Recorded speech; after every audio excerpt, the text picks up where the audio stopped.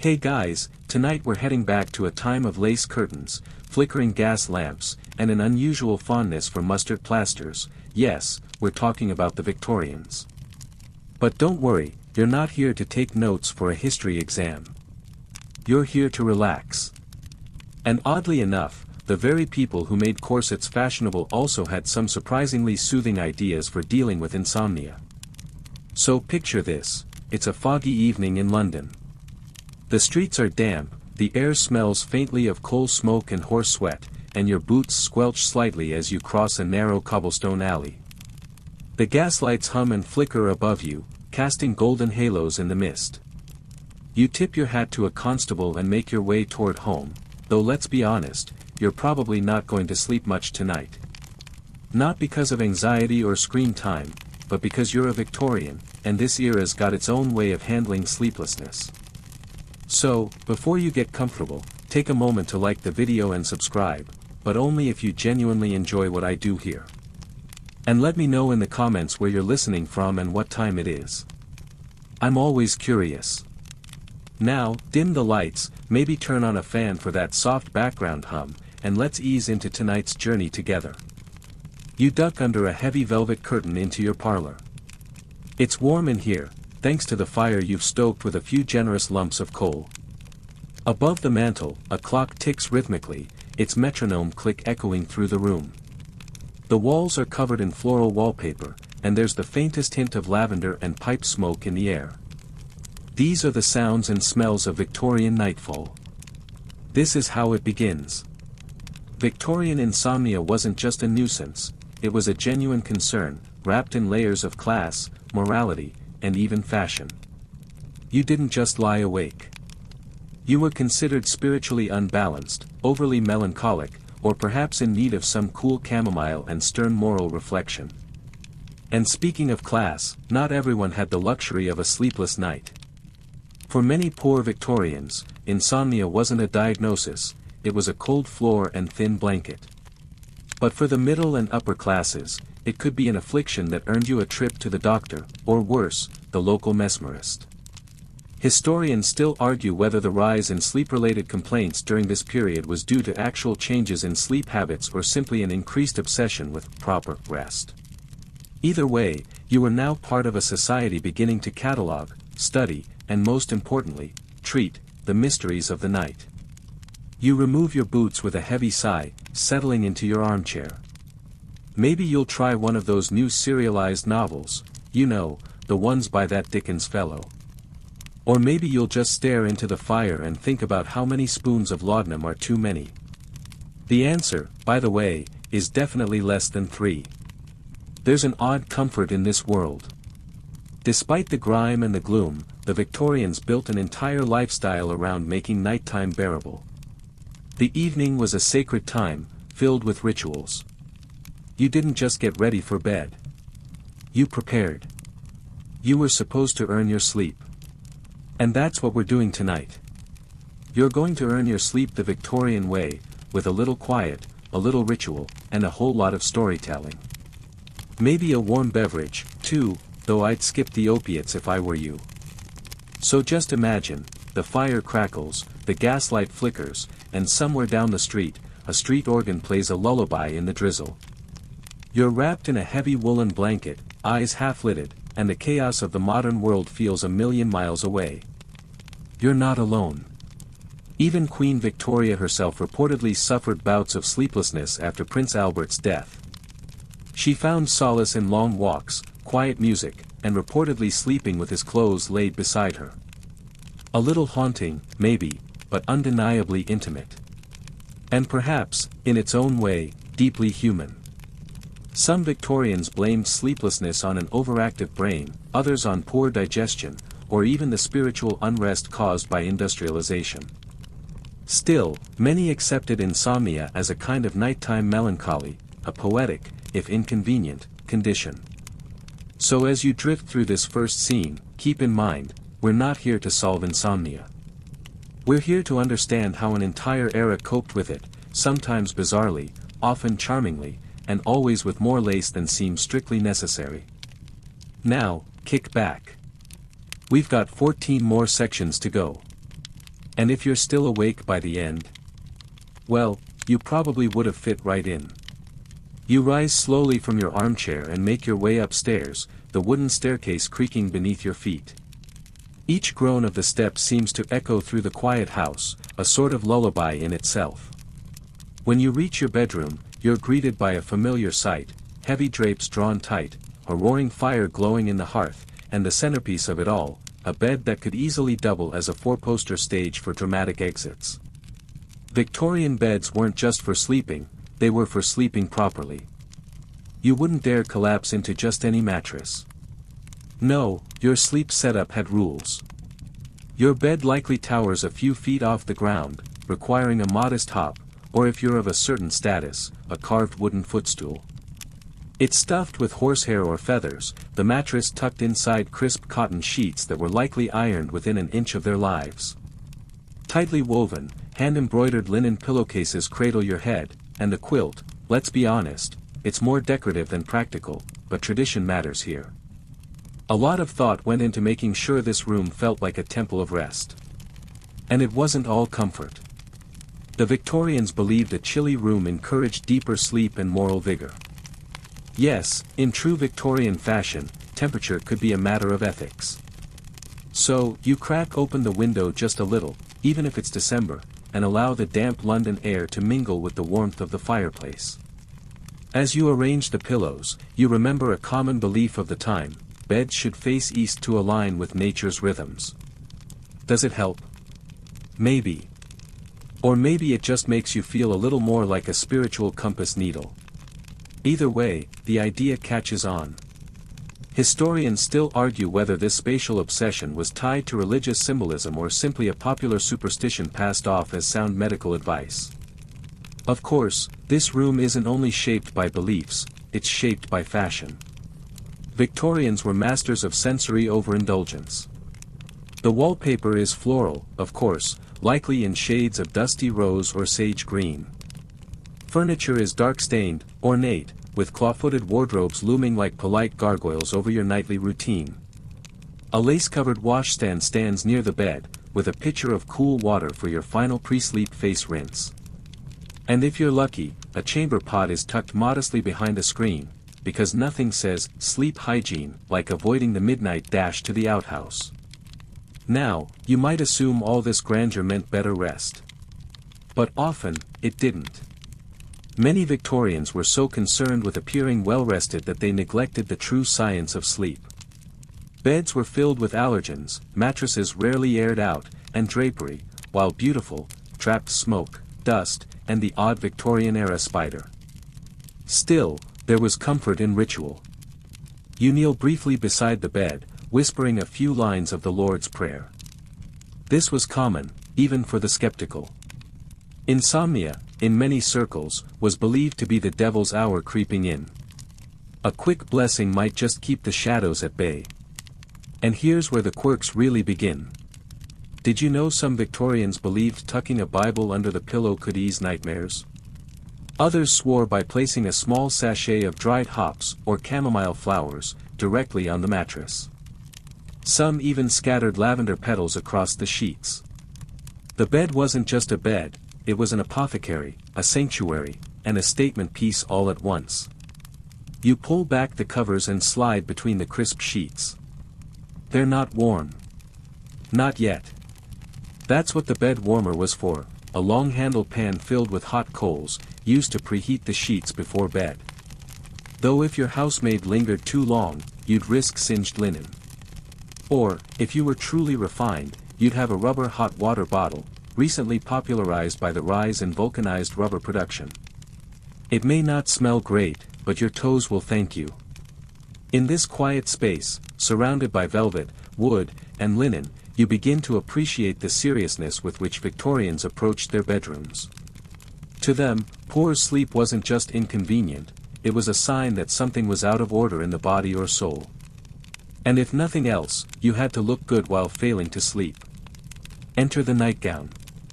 Long, ruffled, and utterly impractical by modern standards. For women, it might include lace collars and satin ribbons. For men, a cap that drooped to one side and made them look like a melancholy gnome. Fashionable? Questionable? Cozy? Absolutely. You settle into the pillow, your body slowly sinking into the horsehair cushion beneath. You stare at the ceiling where plaster medallions frame the flickering shadows of firelight. And for a moment, you wonder if the secret to sleep lies not in melatonin or meditation apps, but in making sleep an occasion. You're lying in bed, nestled under a quilt that weighs just enough to feel like a polite hug. The fire crackles low. But your eyes? Still open. Sleep, like a shy cat, refuses to come when summoned. What now? Well, if you're a proper Victorian, you turn to your trusty nightcap. No, not the floppy hat, though yes, that too, but the other kind. The kind that comes in a glass, or perhaps a chipped ceramic mug. The Victorians had a curious relationship with liquid remedies, and when it came to coaxing the body into sleep, they were astonishingly creative, or reckless. Depends on your perspective.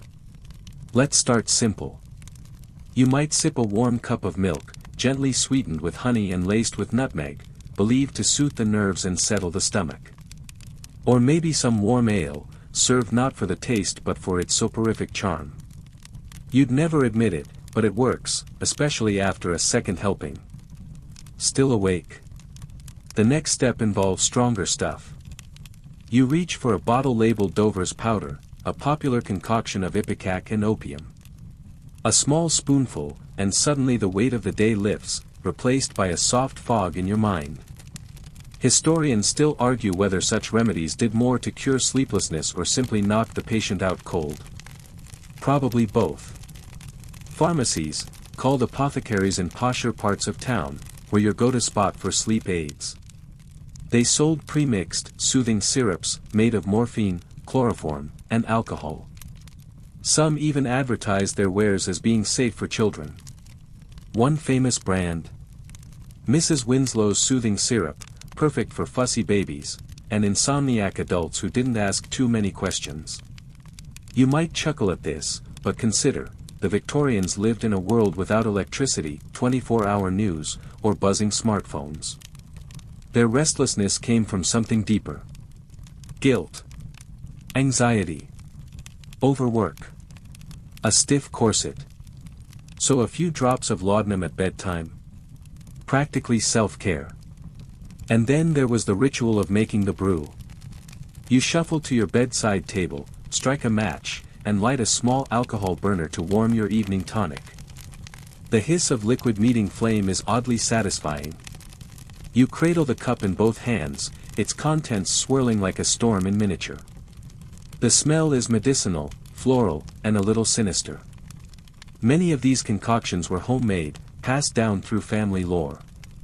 A pinch of valerian root. A scrap of dried poppy pod.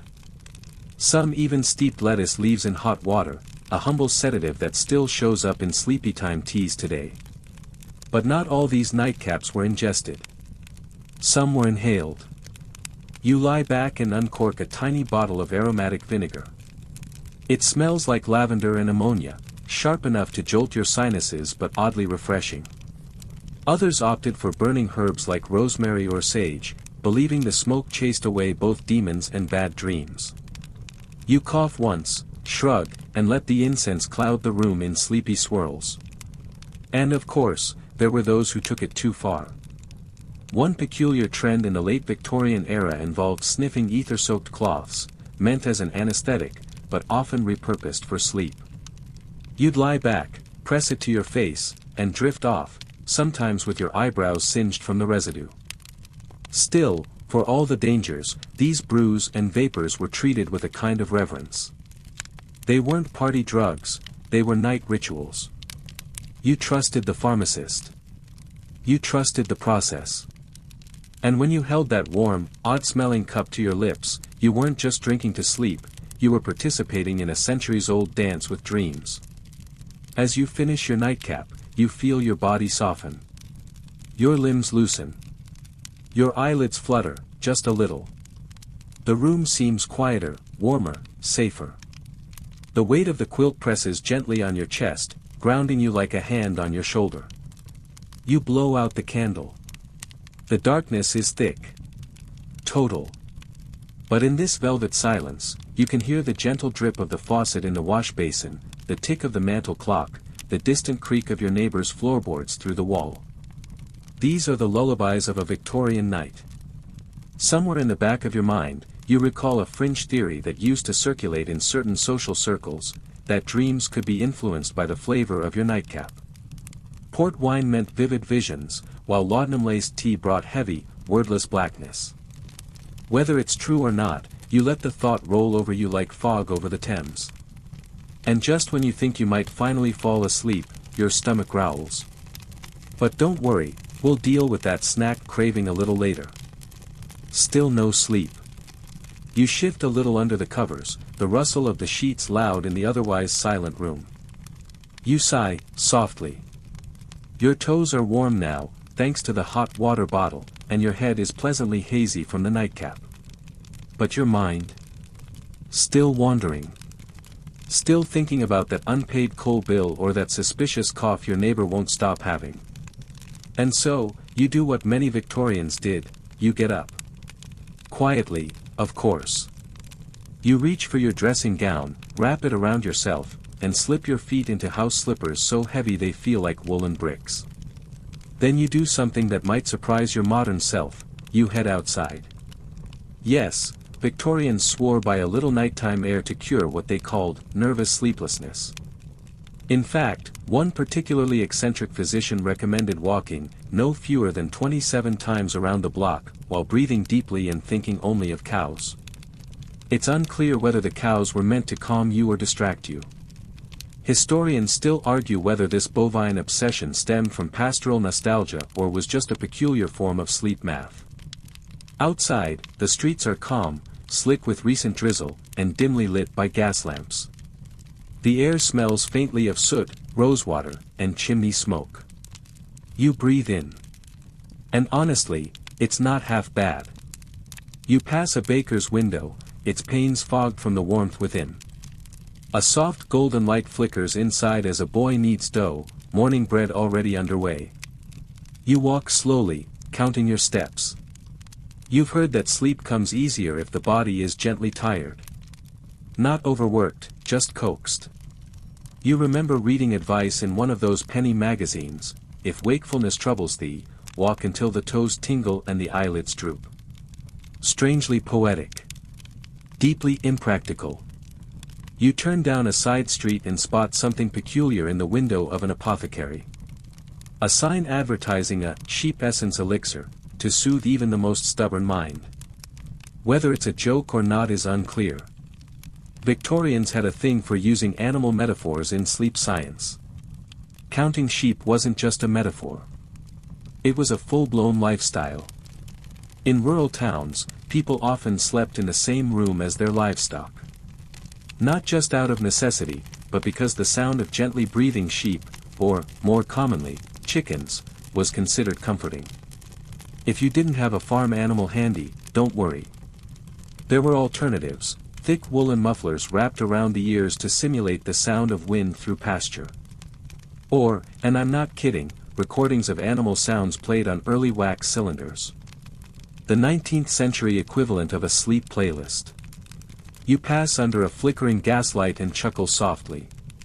Some wealthy households reportedly went so far as to commission paintings of peaceful livestock, cows reclining in meadows, sheep in golden fields, and hung them near the bed. To relax the eye before slumber, one advertisement promised. You imagine yourself nodding off under the painted gaze of a particularly smug-looking goat. Eventually, your steps slow. You pause at a corner and press your back against a warm brick wall. Somewhere, a cat yowls. Somewhere else, a baby cries, its wail cutting through the fog like a violin string.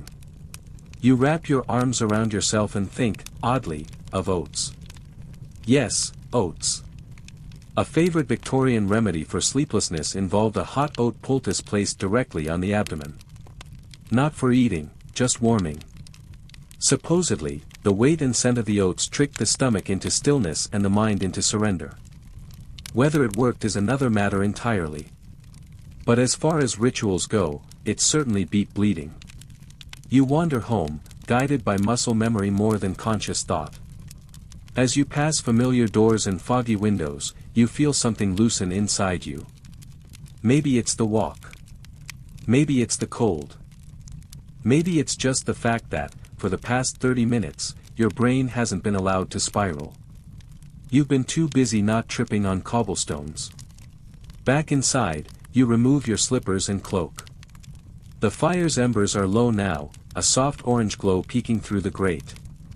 You refill your water glass, sip slowly, and slip back under the covers. Your pulse is slower. Your breath deeper. You smell faintly of outside air and the rose-scented soap you keep forgetting to put away. Your head hits the pillow again. Your thoughts drift not to to-do lists or anxieties, but to cows. Maybe you'll dream of green fields and woolly backs, of distant bells and lazy afternoons under elm trees. You might still be awake, but you're not agitated anymore. And that's something. Sleep, after all, doesn't always arrive when you demand it. Sometimes, it has to be courted. Wooed. Walked into, like a quiet country lane at dusk. And if nothing else, at least you got your steps in. You've returned to bed now, cheeks flushed from the night air, the faint scent of chimney smoke clinging to your dressing gown.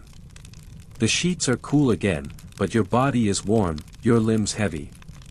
Still, sleep hovers just beyond reach. So, as any well-read Victorian would, you consider your sleep hygiene.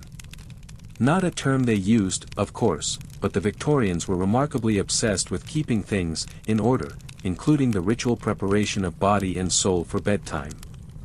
You pull the covers up to your chin and mentally go through the checklist, much like they did in the pamphlets sold at the corner bookstore: clean linens, calm thoughts, moral reading, sponge bath, yes, even at midnight. You sit up and reach for the pitcher and bowl on your nightstand. The water is cold, and it bites at your skin as you dab it across your face with a linen cloth. The Victorians believed a nightly sponge bath, not a full wash, mind you, just enough to remove the city's dust, helped promote cleanliness of spirit as well as body. And if that didn't work, well, you could always try soaking your feet in warm vinegar. It was all the rage. Sleep, in Victorian thinking, was a delicate state, one easily upset by too much food, the wrong kind of thoughts, or even furniture placed in the wrong direction. The early health reformers, like John Wesley and Dr. James Caleb Jackson, encouraged a strict regime of modesty, cool bedrooms, and absolutely no spicy food past tea time. You chuckle, remembering one pamphlet that warned against devotional novels, for their habit of exciting the mind before bed. Sorry, Bronte. You lie back and glance around the room. The curtains are drawn. The hearth glows faintly. A sprig of dried lavender rests on the windowsill, its scent mingling with the starch of the linen sheets. All seems in order. But what's that sound? The ticking of your bedside clock. Steady, soothing, almost hypnotic. Victorians often relied on gentle, repetitive sounds to lull themselves into slumber. Water clocks. Metronomes. Wind-up music boxes that plinked out sad, lopsided lullabies. You recall a friend who swore by the sound of gently torn paper, each rip slower than the last, as a cure for restless mind. Strange. Effective. For those with more spiritual inclinations, there were prayers and affirmations. Many believed that spiritual unrest could keep a person awake, and so bedtime became a moment of confession, not always to a priest, but to the stillness of the room itself. You murmur a half-remembered psalm under your breath. Not because you believe it will work, necessarily, but because it's part of the rhythm now. The pattern. And let's not forget posture. According to one medical guide of the era, sleeping on the left side encouraged heart strain and melancholic dreams. The right side, however, promoted digestion and moral thought. Whether this was real science or just Victorian nonsense, historians still argue, but tonight, you carefully roll to the right anyway. Just in case. You pull the blankets higher and sink further into the mattress. Your breathing slows. Your body remembers that it's supposed to rest. And yet, some of those odd old tips echo in your mind. Like the one suggesting you recite the alphabet backwards, visualizing each letter as a candle you extinguish with your breath. Z, puff. Y, puff. X. Or the peculiar technique described in A Gentlewoman's Domestic Companion, placing a copper coin under your tongue until it begins to taste metallic, then removing it and lying down. The taste shall ground thee, it read. Maybe not medically sound, but wonderfully weird. And just when you think you've reached peak oddity, you recall the advice to never sleep with your mouth open, lest spirits mistake it for an invitation. Some households even placed lace handkerchiefs gently over their mouths, a ghost deterrent and a moisturizer, apparently. Despite all this, the heart of Victorian sleep hygiene wasn't fear or even superstition, it was control. In a world growing louder, faster, and dirtier by the minute, the bedroom became a sanctuary. A quiet rebellion. A space where cleanliness, calm, and routine held sway over chaos. And in a strange way, it's working. Your eyes are heavier. Your muscles slack. The pillow under your head feels like it's molding to your thoughts. And for once, those thoughts aren't racing. They're folding inward. Slowing. You remember that the body doesn't just sleep, it surrenders. That's what the Victorians were really after, not escape, but surrender. The relief of letting go, with clean sheets and a quiet conscience. So tonight, you do as they did. You follow the rules. You trust the ritual. And maybe, just maybe, you'll wake up in the morning not quite knowing when you fell asleep, but grateful that, somehow, you did. You dreamt of horses. Or was it a staircase that never ended? It doesn't really matter, because you're awake again. The fire's gone cold, the pillow's too warm, and your right arm is tingling from being folded under your chest like a forgotten napkin. You sigh, roll over, and stare at the ceiling.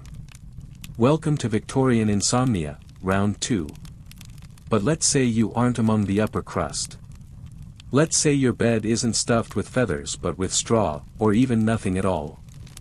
In the lower quarters of the Victorian world, factory hands, chimney sweeps, washerwomen, and errand boys, sleep looked very different. Less about comfort. More about convenience. You rise and stretch. You're not in a fine bedroom now but a cold room above a shop, the ceiling low enough to touch, the windows soot over. Your mattress is thin. It smells faintly of damp wool and boiled cabbage. You share this room with 2 siblings and a coughing uncle who talks in his sleep. Privacy. A dream. Clean sheets. A luxury. 8 hours of uninterrupted rest. A myth. And yet, they slept. Somehow. Sometimes better than their wealthier counterparts. Because when you work a 14-hour day in a textile mill, exhaustion doesn't ask permission. It simply arrives. Historians still debate whether working-class Victorians had deeper sleep due to physical labor or if they simply passed out from sheer depletion. What we do know is that their sleep was often polyphasic, broken into chunks. You'd sleep 4 hours, wake briefly to tend to something, baby, fire, bladder, and then go back for a second dose. Sound familiar? It's remarkably close to how pre-industrial humans slept before clocks ruled the world. You pull on a thick cardigan and shuffle to the hearth. There's no fire here, just the scent of old ash and hope. You nudge a teacup off the mantel and watch it wobble but not fall. Outside, you hear footsteps in the alley. Someone still walking home from the late shift. In the poorest parts of London, entire families often slept in one bed. Not for warmth or fun, but necessity. Charles Booth, the social reformer, documented households of 8 people piled like logs across 2 mattresses. Elbows in ribs. Knees in backs. 1 blanket, if you were lucky. And yet, the body adjusted. There's even evidence suggesting physical closeness helped regulate breathing and kept nightmares at bay. Still, not everyone found sleep easy. If you suffered insomnia and didn't have coin for medicine, you might turn to folk remedies passed down through generations. Like rubbing goose fat on your temples. Or sewing a small silver coin into your nightshirt to anchor the spirit. A bit of dock leaf tea if your stomach grumbled, or a pinch of mugwort under your pillow if your dreams grew too vivid. And then there was alcohol. The ever-faithful sleep assistant. Gin if you were desperate, porter if you were respectable, whiskey if someone owed you a favor. It wasn't just for men, many working women used a nip of something to help unwind. And children? Don't ask. You return to your bed, if you can call it that. The springs squeak. The cold bites. But as your body settles, there's a strange peace. Because in this room, sleep is not a performance. It's survival. There's no lavender oil, no lace-trimmed shams. Just gravity, fatigue, and the quiet hush of shared breathing. One fringe newspaper once published a letter from a coal worker who claimed the best sleep of his life happened on a pile of potato sacks in the cellar. He said the smell of earth and the weight of the dark made him feel closer to the soul. Whether he was poetic or just delirious remains unclear, but the sentiment lingers. You imagine drifting off now, the bed creaking beneath you, your knees bumping someone else's. It's not elegant. It's not quiet. But it's real. And there's something oddly comforting about that. Maybe the key to sleep isn't perfection. Maybe it's just surrendering, even when the conditions aren't ideal. Outside, dawn is starting to consider its entrance. You hear the soft clang of milk pails and the first distant cry of a newspaper boy. You bury your face in the rough linen of the pillow and breathe deep. No monogrammed linens. No doctor's orders. Just the weight of your body, the rhythm of others, and the stubborn human urge to rest, no matter the circumstances. You wake with a jolt, not from a dream, but from the sound of soft chimes. Strange, gentle, rhythmically hypnotic. You sit up slowly. No, you're not in your bedroom anymore. You're in a drawing room lit by candlelight, with velvet curtains drawn tight and the scent of sandalwood hanging in the air. Across from you sits a man in a waistcoat and cravat, his eyes half-lidded, his fingers dangling a swinging pocket watch. Yes, you've just walked into a Victorian séance, or, more precisely, a session with a mesmerist. You blink, not entirely sure how you got here. But in the 19th century, it wasn't so strange. If you couldn't sleep, and warm ale failed you, and your bed was impeccably arranged but still felt like a plank, well, perhaps it was time to let someone hypnotize you into slumber. Franz Mesmer, though long dead by this period, left behind quite the legacy. His ideas about animal magnetism, an invisible force that flowed through all living things, took root in Victorian England. Though most mainstream scientists scoffed, the public was enchanted. Especially those who found themselves wide-eyed at 3 a.m. and desperate for rest. Mesmerists, hypnotists, sleep doctors, they went by many names. Often dressed in velvet and silk, they traveled from town to town, offering demonstrations of trance and calm. Historians still argue whether their clients truly entered altered states, or if it was all a theatrical placebo. But those who attended often left changed, or, at the very least, well rested. You lean back as the watch swings gently in front of your face. The mesmerist's voice is low and musical, you are drifting, sinking, floating, and, honestly, you kind of are. Victorians believed these sessions could restore balance. Not just physical rest, but moral harmony. One London woman described being hypnotized into a gentle moral blankness, where thought ceased and time dripped slowly like honey. A fringe publication called it a Sabbath for the mind. And it wasn't limited to parlor performances.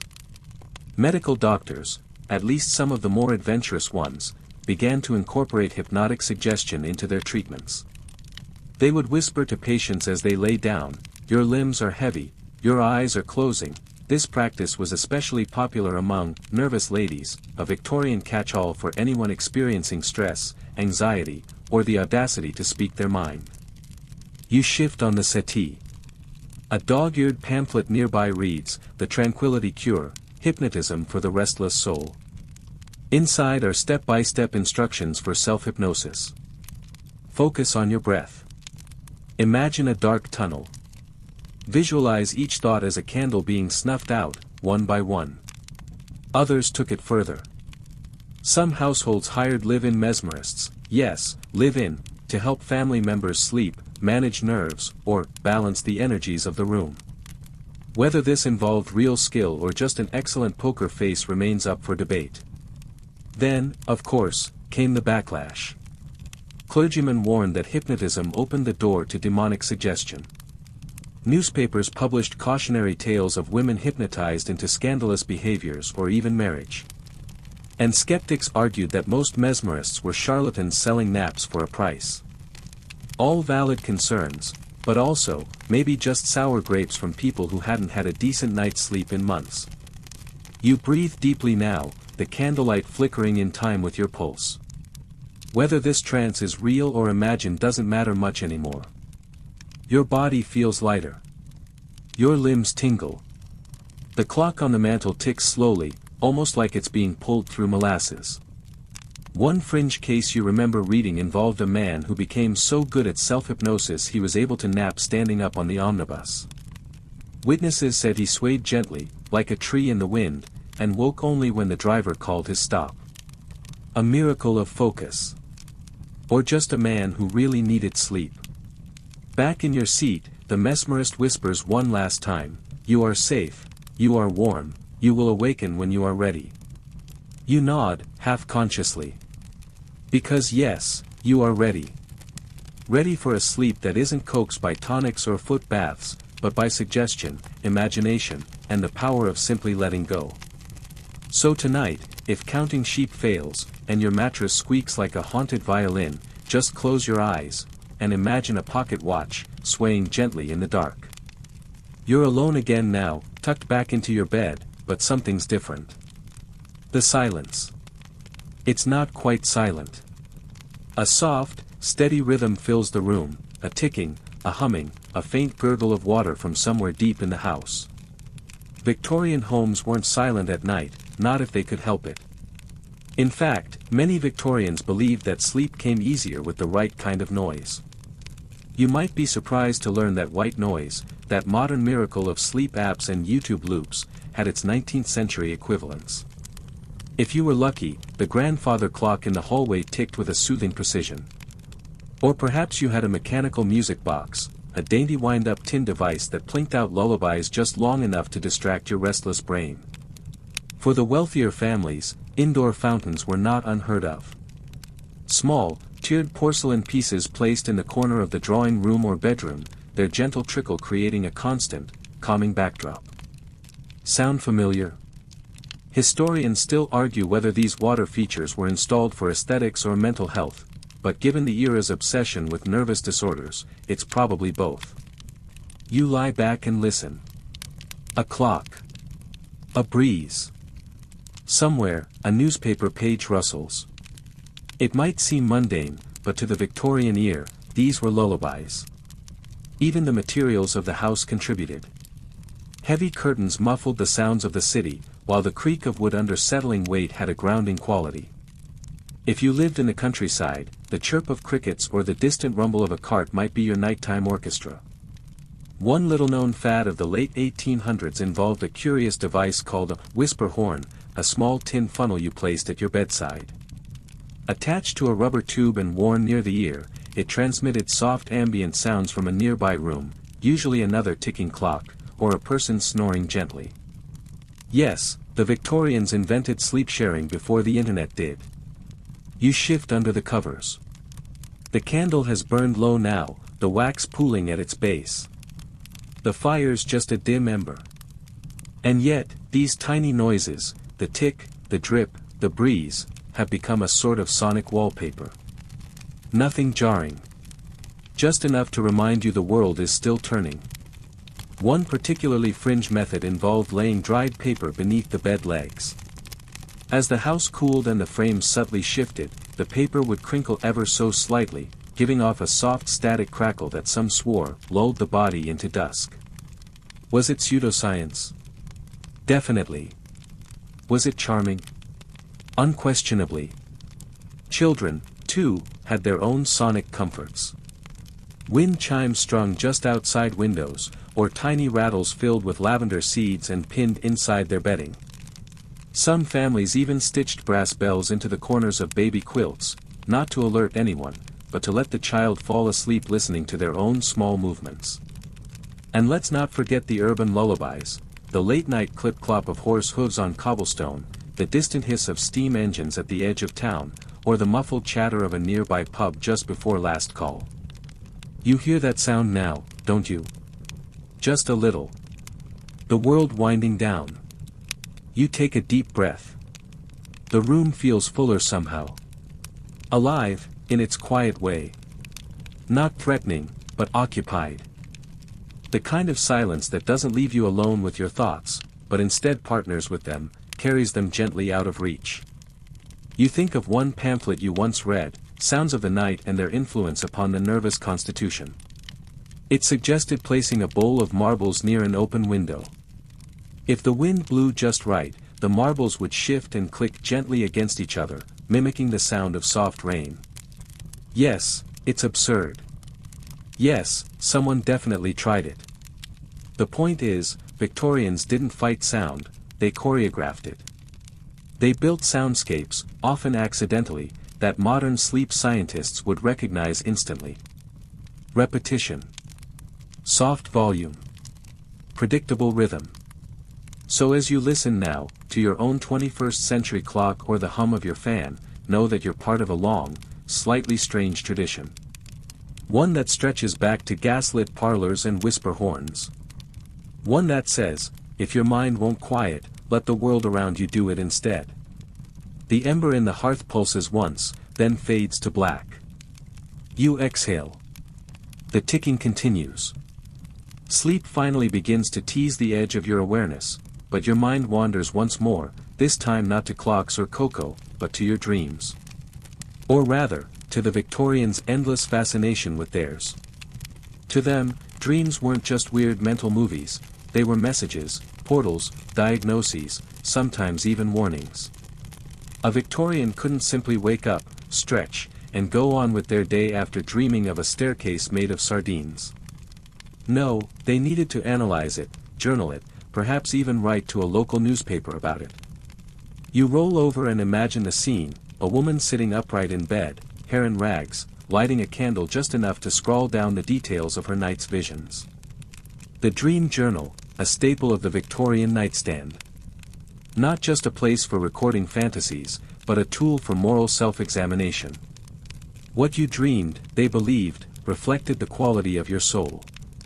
Historians still argue whether this obsession with dreams was more superstition than science, but the Victorians certainly thought they were on to something. Entire manuals were written to decode dream symbols. A white horse meant luck. A broken clock meant lost love. And if you dreamed of a wedding, well, that probably meant death. No big deal.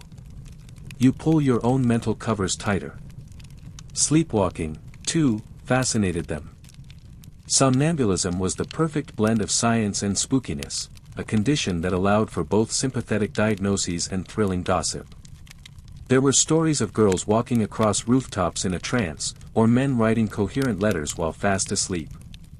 Some even believed sleepwalkers had a foot in both worlds, physical and spiritual. In fact, in some households, sleepwalkers were treated with awe. Family members were instructed not to wake them, lest they disturb the soul's delicate tether to the body. Instead, you'd guide them gently back to bed, whispering prayers or placing lavender under their pillows to entice the spirit back with sweetness. One particularly famous case involved a young governess who, while sleepwalking, wandered into the nursery, rearranged all the dolls into perfect rows, and then stood motionless for 2 hours facing the wall. When asked the next morning, she remembered nothing, except that she dreamed of counting stars backwards. Was it real? Was it exaggerated?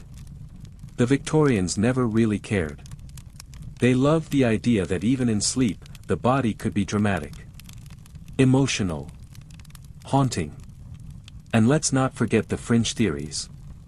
Some believed dreams were a form of astral projection, that the soul literally left the body to explore higher realms. One enterprising spiritualist even claimed to have charted maps of the dream world, complete with floating cities and memory libraries. A bit much, yes. But it sold surprisingly well. You might smirk at all this. But really, aren't we still just as curious? Still Googling what it means to dream about losing teeth or flying without pants. The difference is, the Victorians made an art of it. You lie still, trying to remember your last dream. Something about a train, maybe. Or bread. It slips away like fog. And of course, there were darker ideas, too. Some believed nightmares were caused by bad vapors, or worse, demonic interference. Nightmares were often treated with both medical and spiritual remedies. You'd be prescribed valerian tea and a prayer card.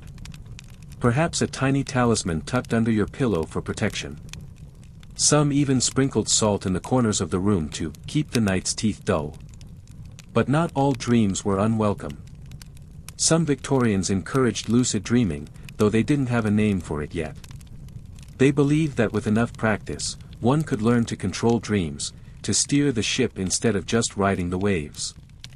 A few even swore by whispering intentions aloud before sleep, "Tonight, I shall find the silver door." You try it now, quietly, just for fun. "Tonight, I shall," well, maybe you'll find something. Or maybe you'll just sleep. You nestle deeper into the covers. The flickering shadows have faded to stillness. The room is cool, you're breathing slow. And if you dream tonight, whether it's of floating cities or endless staircases, maybe you'll wake up just long enough to write it down. Or maybe, you'll sleep right through. You stir slightly, but your body stays still. It's that soft moment between sleep and waking, when time seems slower, and the line between dream and reality blurs. But if you were a Victorian, this might be the moment you reached, somewhat groggily, for a handkerchief doused in chloroform. Yes. Chloroform. Though today we associate it with crime dramas and sinister plots, in the 1800s, it was a legitimate part of many people's home medical kits. Especially for sleep. Used cautiously, ideally, it was inhaled from a cloth and delivered a near-instant state of drowsiness. Sounds appealing? Perhaps.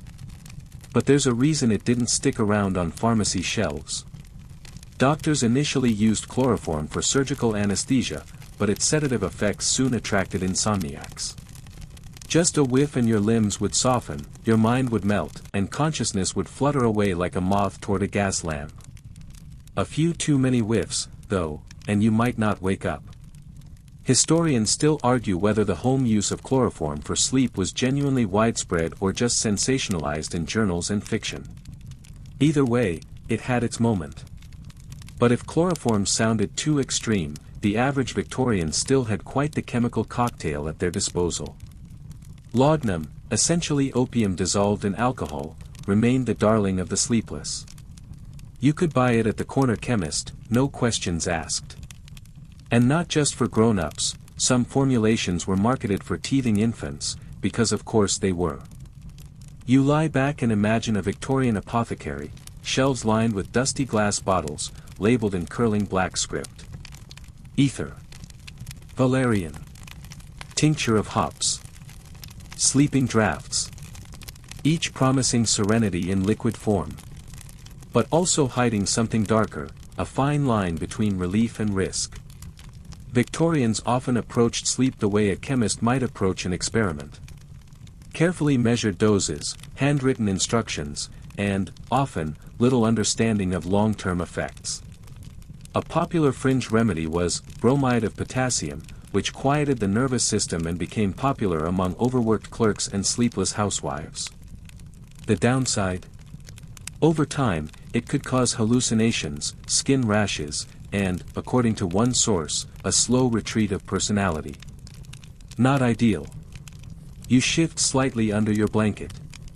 If you listen closely, you can almost hear the clink of a spoon against a glass, the soft swirl of powder dissolving into warm water.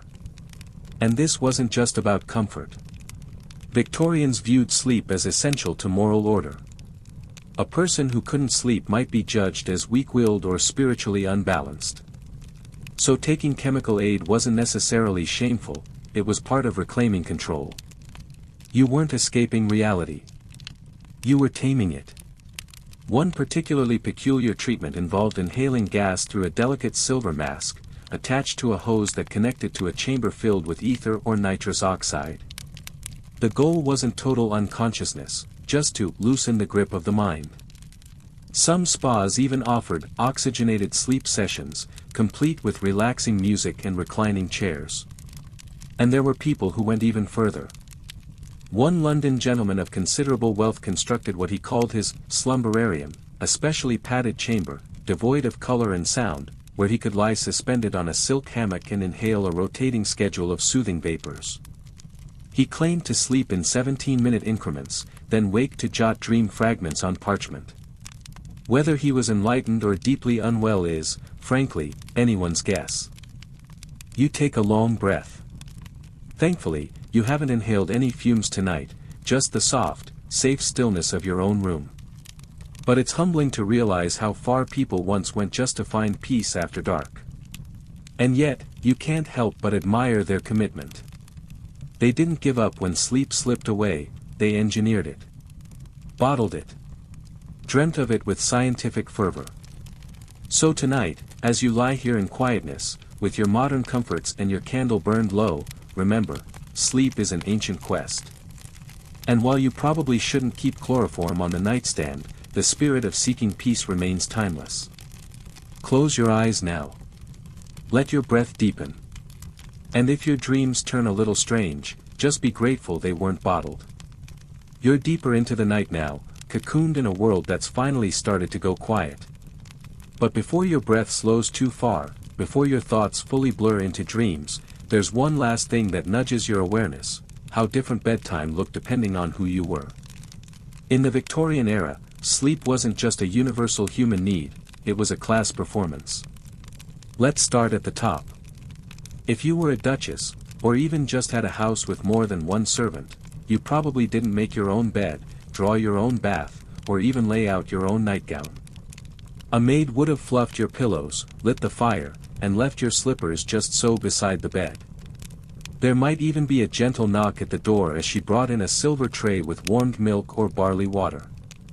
And of course, the bed itself, canopy, goose down, embroidered silk sheets, would look less like furniture and more like an altar to comfort.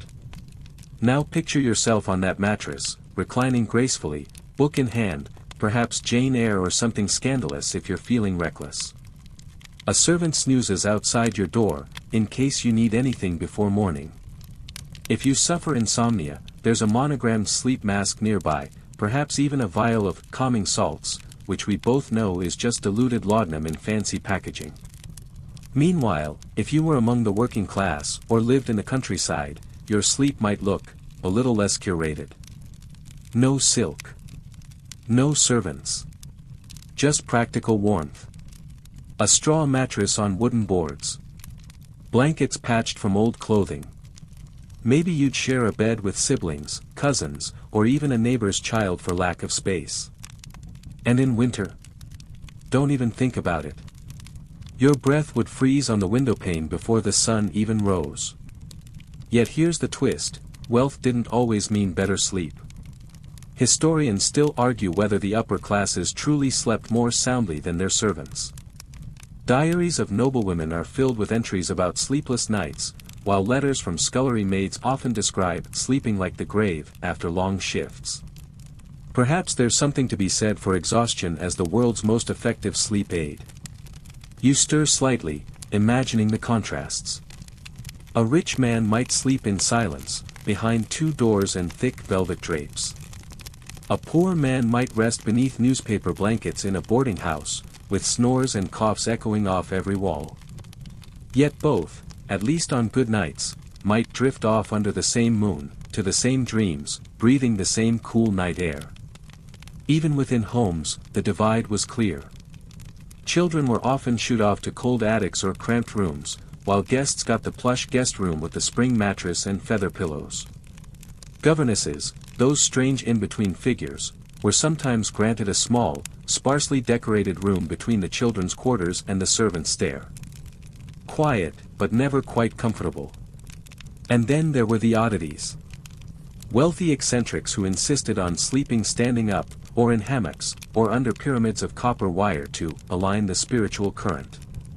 One aristocrat famously built a rotating circular bed that would slowly spin throughout the night, claiming it shook off the dust of thought. It likely just made him dizzy, but he insisted it cured his melancholic insomnia. You can't help but smile at that. Sleep, as the Victorians saw it, wasn't just physical.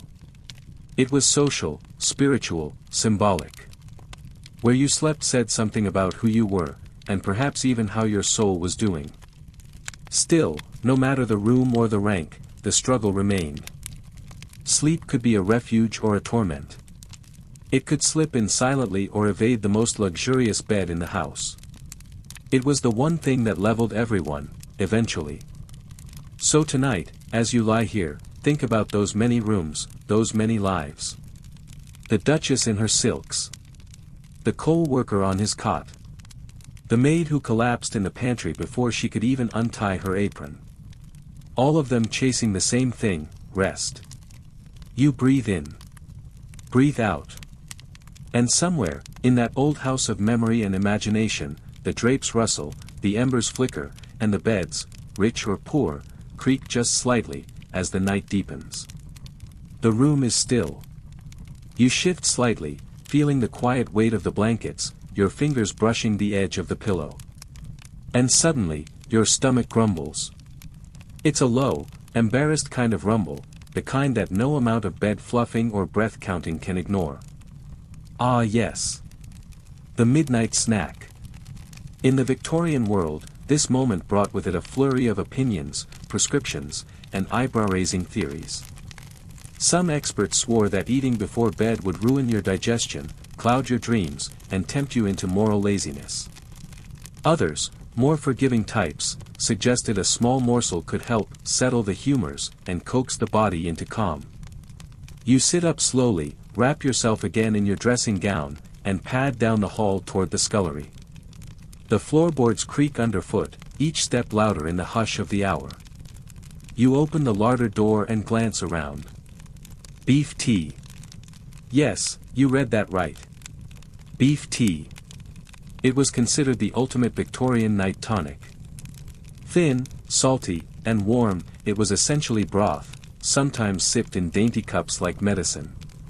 It was praised for being both stimulating to the soul and gentle to the stomach. A perfect contradiction. You ladle some into a pot and warm it over the embers. The smell is oddly comforting, like iron and earth and roast Sunday dinners. You sip slowly, and feel the warmth seep through your chest. It's not glamorous, but it works. Victorians had many such bedtime foods.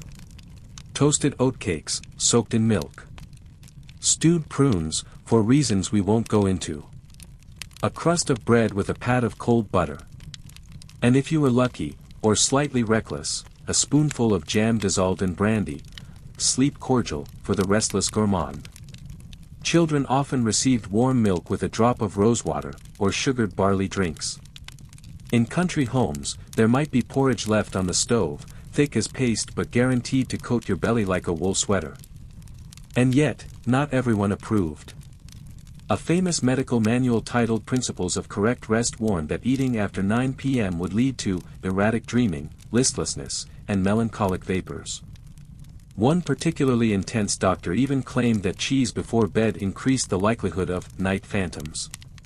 Historians still argue whether this was science or personal vendetta against dairy. You lean against the cold kitchen counter, sipping your broth. A mouse scrambles behind a jar. You don't even flinch. The candle flickers. Fringe remedies were popular, too. Some swore by a boiled onion before bed, just one, eaten plain, it sent strong enough to frighten away both insomnia and unwanted company. Others crushed walnuts with honey, claiming the mixture dulled the nerves. And one particularly bizarre suggestion: 3 raisins dipped in mint water, chewed slowly while reciting Psalm 23. You probably won't try that one tonight.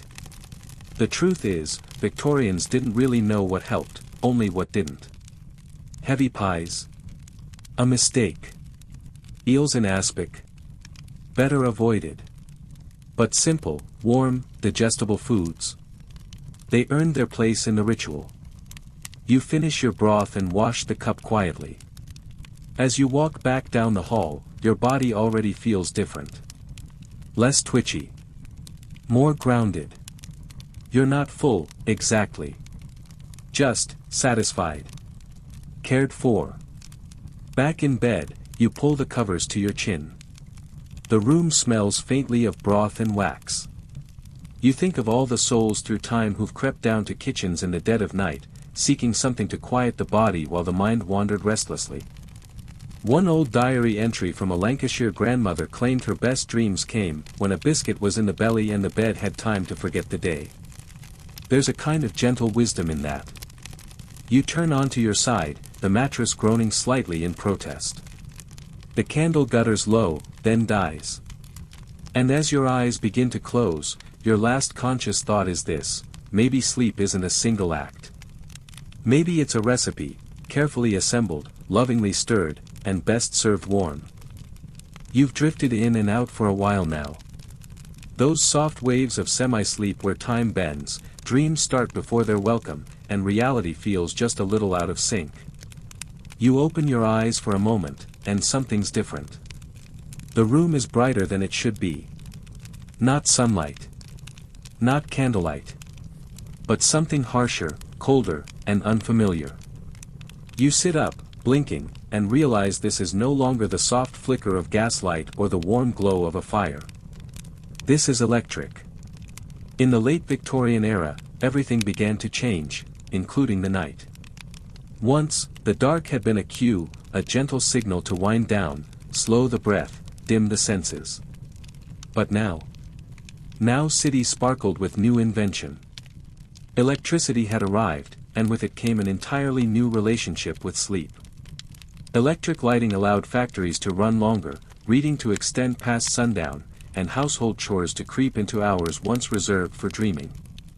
Historians still debate whether the arrival of the light bulb permanently altered human sleep patterns, or simply exposed our existing bad habits. Either way, something shifted. You picture a London townhouse, its parlor outfitted with one of those brand new electric chandeliers.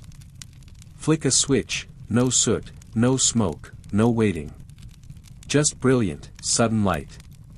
Children wide awake at 9 p.m., eyes reflecting the glow. Dinner served later. Conversations dragging deeper into the night. And behind closed doors, people began to wrestle with a more elusive sleep. Your own room, though still gaslit in this imagination, flickers with curiosity. You've read the articles. Electric light is too bright for the soul, claimed one letter to the Illustrated London News. Another reader called it a kind of visual caffeine. Yet many welcomed the novelty, even used it therapeutically. Some inventors claimed they could pulse electric light in soft bursts to simulate moonrise, a sort of Victorian prototype of today's circadian lamps. But even more peculiar were the electric sleep devices. Yes, gadgets meant not to wake, but to lull. There were belts fitted with copper coils, said to calm the nerves. Electric blankets made with heated wires, dubiously safe, but undeniably warm. One fringe device called the Nocturnivibe promised to gently vibrate the mattress, simulating the feeling of being rocked to sleep. It probably just made people queasy. You pull the blanket tighter, imagining the hum of one of those strange contraptions somewhere in the house. A buzz through the walls. A light flickering under the door. There was excitement, but also fear. Many Victorians worried that too much exposure to electric current, especially in the bedroom, could scramble your magnetic balance. Some covered their heads at night with specially woven silver-threaded bonnets, claiming it shielded the mind from stray rays. Others swore by sleeping inside copper cages, grounded with wires that led to earthen pots in the garden. You smile at the thought. Sleepwear turned armor. Bedrooms turned laboratories. All in service of that elusive drift into unconsciousness. And yet, not all the effects were imaginary. The very presence of electric light pushed bedtimes later. Changed the mood of evening hours. No longer did people huddle in twilight with quiet books or whispered prayers. Now there was music. Letter writing. Sewing. Even social visits. Nighttime, once sacred, became simply, extended day. One particularly poetic diarist wrote, "It is no longer night that greets me, but a second, less gentle morning." There's something sad about that. Something strangely modern. Still, some households resisted. They kept to gaslight. To firelight. They clung to shadows not out of fear, but out of fondness, for softness, for quiet, for rhythms they could still feel in their bones. You lie back now, staring at the ceiling. No electric glare here. Just the slow fade of heat from the fireplace and the gentle settling of the mattress beneath you. Sleep doesn't always need invention. Sometimes, it just needs darkness. You close your eyes again. And this time, you don't open them. There's something comforting about darkness. Real darkness. The kind you only get once the last ember cools and every candle's been snuffed. You turn slightly in bed and feel it surround you, soft, total, reassuring. No hum of electronics. No flashing screens. Just breath, heartbeat, blanket, and time. And yet, despite the rituals and remedies, the blankets and broths, the Victorians still feared sleeplessness. Deeply. And they weren't shy about trying just about anything to fight it. Tonight, as you lie in bed, let's explore some of the stranger tools they reached for, those oddball cures that now feel like folklore, but once carried the full weight of hope. Let's start with frogs. Yes, frogs. One cure involved tying a live frog in a cloth and placing it beneath your pillow. The theory? The creature would absorb your restlessness. You wouldn't sleep with the frog, you'd sleep through it. Was it cruel? Certainly. Did it work? Doubtful. But enough people tried it that it showed up in multiple home remedy books. Historians still argue whether this stemmed from older folk beliefs or if the Victorians just got desperate. Another curious favorite, socks filled with warm sand or, wait for it, ashes. You'd slip these on before bed, believing the dry heat would draw excess tension out through the soles of your feet. A few guides even recommended whispering kind thoughts to the socks as you wore them. We'll call that optional. And then there was the electric belt. Sold under names like the Morpheus girdle and the slumber loop, these wearable contraptions featured coils, pads, and sometimes even small batteries. Supposedly, they pulsed restful current into the wearer's abdomen. Many were marketed to middle-aged men with weak constitutions, or women deemed overstimulated by society. Most just buzzed faintly, smelled like burnt copper, and left you feeling like a boiled ham. You turn your head on the pillow and imagine it, a weary father wrapping wires around his waist while mumbling bedtime prayers. A housemaid carefully adjusting the metal clips before lying stiffly on the cot. And perhaps, somewhere, one of them did sleep a little better, if only from the sheer exhaustion of setting it all up. Let's not forget the sleep pendulum. Hung from a small hook in the ceiling, it was designed to swing gently above the sleeper's chest, its movement supposedly aligning your breath and heartbeat with the natural rhythm of repose. The instructions warned, do not stare directly, or madness may follow. Classic Victorian mixed messaging. One more for the road. Sleep by scent. Beyond lavender and chamomile, some Victorians experimented with more aggressive olfactory strategies. Burning sulfur matches near the bed. Laying onion skins beneath the mattress. Or spraying diluted vinegar into the air, which was believed to cleanse the space of mental agitation. And then, the dream maps. Yes, literal paper maps, often drawn by hand, which outlined ideal, dream paths. You traced the lines with your finger before bed, hoping to steer your subconscious toward the peaceful landscapes depicted, rolling hills, moonlit bridges, or sometimes just a tidy cottage with smoke curling from the chimney.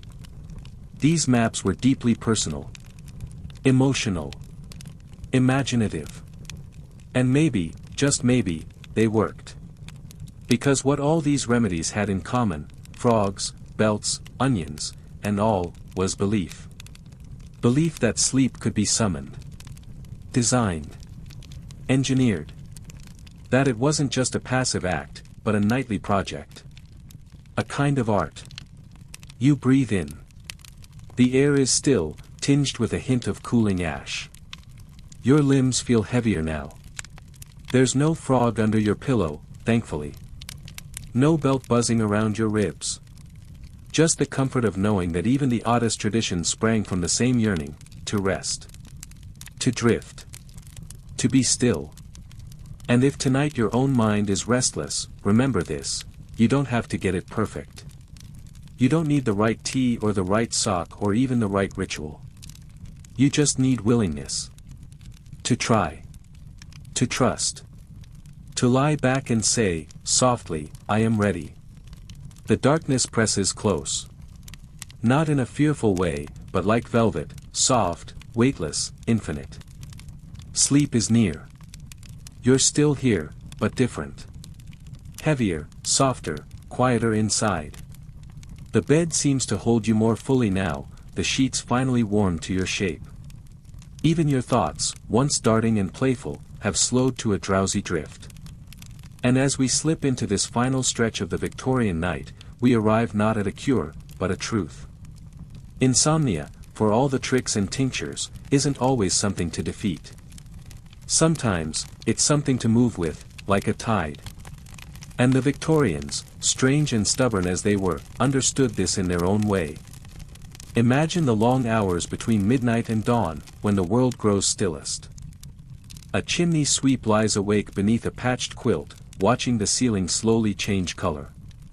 A wealthy widow paces her drawing room, silver hair undone, hands clutching a worry stone. A tired nursemaid snoozes in a rocking chair with a baby against her chest. All of them, separate, but also somehow together in the same hush. The same wanting. The same night. Some Victorians leaned into this liminality, embracing wakefulness not as failure, but as a space for quiet thought.